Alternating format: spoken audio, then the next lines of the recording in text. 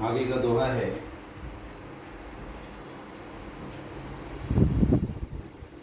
रहीम के दोहे। अब तक जो हमने दोहे देखे उनमें से आगे का प्रसिद्ध दोहा है, रहीमन वे नर मर चुके, रहीमन वे नर मर चुके, जे कहूँ मांगन जाई, जे कहूँ मांगन जाई, उनते पहले वे मुए, उनते पहले वे मुए, जिनमुख निकसत नाही, जिनमुख निकसत नाही।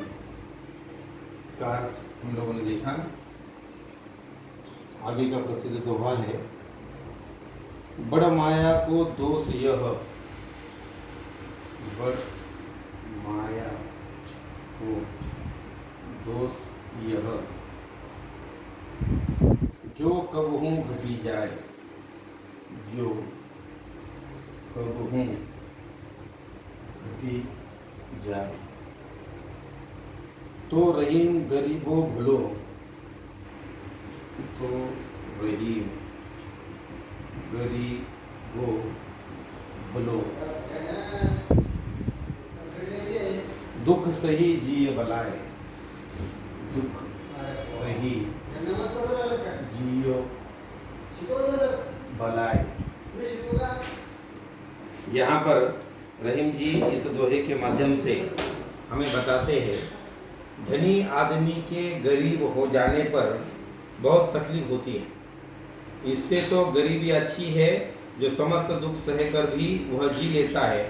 सांसारिक माया से मोह करना ठीक नहीं। यहाँ पर रहीम जी कहते हैं कि अगर किसी व्यक्ति के, किसी मनुष्य के जीवन में अगर पैसा आ जाता है, धन संपत्ति आ जाती है, और उसके बाद अगर फिर से लौटकर उसके जीवन में अगर गरीबी आ जाए, वह अगर उसके जीवन से संपत्ति खो दे, तो फिर उसके लिए वो गरीबी का जीवन बहुत ही तकलीफ वाला हो जाता है। उसको उस बात की बहुत त्रास, बहुत तकलीफ सहन करनी पड़ सकती है। इसलिए रहीम जी कहते हैं, इससे तो गरीब रहना ही बेहतर है, क्योंकि गरीब रहने से कोई भी समस्या आए उसका सामना करने की आदत उसको पड़ जाती है। फिर ये छोटी छोटी समस्याओं को, छोटी छोटी विपदाओं को डरता नहीं।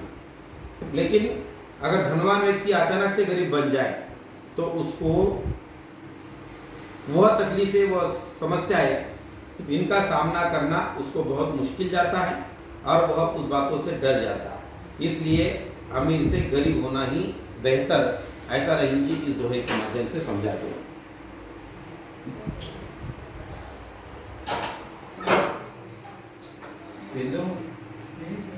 फिर क्या दे दूंगा?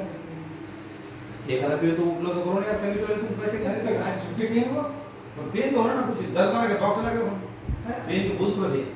छुट्टी नहीं है।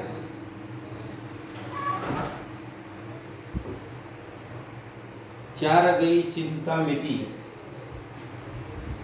चार गई चिंता मिटी, मनुआ बेपरवाह, मनुआ बेपरवाह,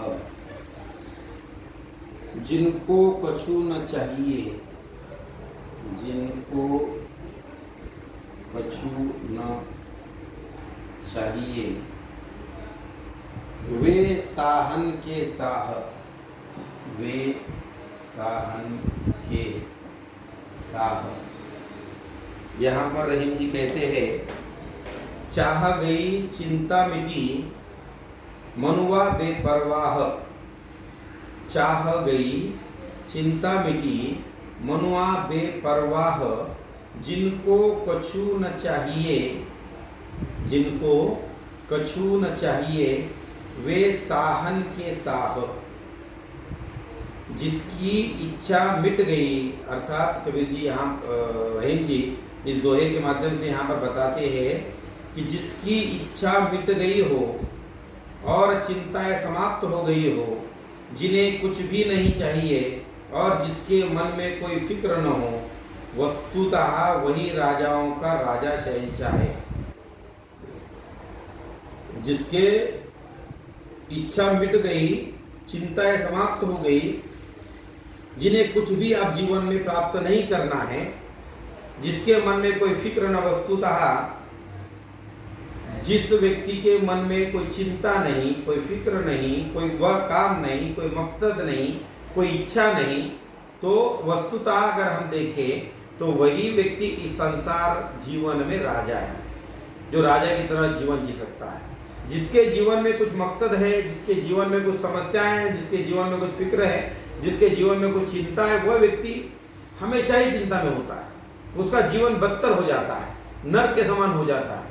लेकिन जो व्यक्ति अपने जीवन से चिंता को मिटा देता है, बेपरवाह हो जाता है, फिक्र को छोड़ देता है, अपने जीवन में कोई मकसद नहीं रखता है, अर्थात उसके जीवन में न पॉजिटिव न नेगेटिव, दोनों भी बातें जो व्यक्ति छोड़ देता है, असल में वही व्यक्ति राजा की तरह जीवन जीता है। ऐसा रहीम जी इस दोहे के माध्यम से हमें समझाने का प्रयास करते हैं।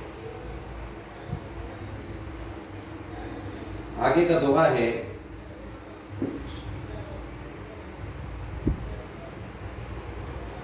खैर खून खांसी, खैर खून खांसी, खुशी बैर प्रीति, खुशी बैर प्रीति, मदपान, मदपान, रहीमन दाबे न दबे, रहीमन दाबे न दबे, जानत सकल जहान, जानत सकल जहान। अर्थात रहीम जी कहते हैं, खैर खून खांसी, खुशी बैर प्रीति, मदपान। खैर खून खांसी, खुशी बैर प्रीति, मदपान, रहीमन दाबे न दबे, जानत सकल जहान। अर्थात कुशलता, खैर मतलब कुशलता, खैरियत, हत्या, खांसी, खुशी, दुश्मनी, प्रेम और शराब का पीना छिपाए नहीं छिपते, सारा संसार इन्हें जान जाता है। अगर आपके जीवन में ये सब बातें आती है और आप इन बातों से गुजरते हैं, तो रहीम जी का कहना है कि ये बातें न छुपने वाली है। खैर अर्थात कुशलता, आपके जीवन की अगर कोई कुशलता है, अच्छा जीवन चल रहा है, तो ये बात भी छुपती नहीं है। उसके साथ अगर आपकी अच्छी खैरियत है, आपका जीवन अच्छा चल रहा है, तो ये भी बात नहीं छुपती है। उसी के साथ अगर किसी की हत्या हो जाती है, वो चाहे आप कितनी भी छुपा लो, कहीं भी जाके दबा लो, कुछ भी कर लो, लेकिन वह हत्या सामने आ ही जाती है। उसी प्रकार किसी से अगर आपकी दुश्मनी है, तो आप भले ही आपके चेहरे पर ना दिखाए, आप उसको छुपाने का प्रयास करें, आप उसको दूर रखने का प्रयास करें, लेकिन वो दुश्मनी भी समाज के सामने, संसार के सामने आ जाती है। उसी प्रकार प्रीति, जो प्रेम है, वो प्रेम भी आप छुपा नहीं पाते। वो प्रेम समाज के सामने, संसार के सामने एक ना एक दिन, आज न कल वह संसार के सामने आ ही जाता है। उसी प्रकार मद्यपान, अगर किसी को शराब पीने की लत लग जाती है, अगर आप मद्यपान करते हैं, शराब पीते हैं, तो शराब पीने वाली की वो लत भी किसी से छुप नहीं पाती। वह शराब पिया हुआ व्यक्ति भी समाज के सामने एक ना एक दिन कहीं ना कहीं सामने आ जाता है। रहीमन दाबे न दबे, जानत सकल जहान। आप चाहे वो व्यक्ति, रहीमन मतलब वो व्यक्ति, वो मनुष्य, आप चाहे कितना भी दबाने की कोशिश करें, आप चाहे कितना भी छुपाने की कोशिश करें, आप चाहे कितना भी उससे दूर भागे, लेकिन वह आपका पीछा नहीं छोड़ती, वो आप छुपा नहीं सकते हैं। समाज के सकल जहान, सभी समाज के सामने आने से आप उसको छुपा नहीं सकते, वो एक ना एक दिन समाज के सामने आ ही जाती है। ऐसा रहीम जी इस दोहे के माध्यम से हमें समझाते हैं।